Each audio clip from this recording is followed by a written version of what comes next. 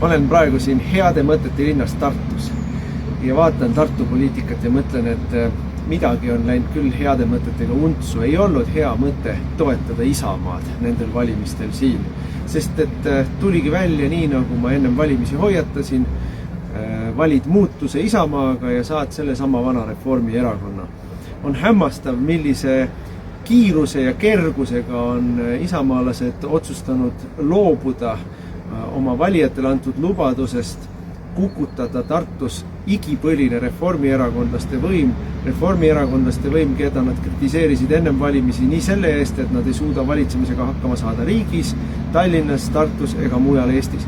Ja nüüd minnakse neid siin edasi hoidma linnapeaametis ja võimu juures. No tegelikult on tartlastel parem lahendus ja loomulikult on see muidugi EKRE.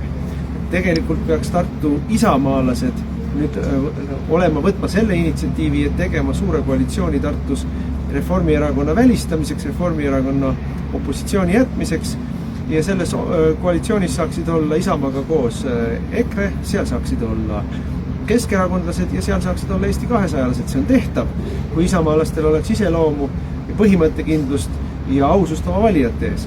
Kui nad seda ausust üles ei leia, siis me teame, kelle poolt mõistlikud inimesed järgmistel valimistel Tartus hääletama peavad. Muidugi EKRE poolt.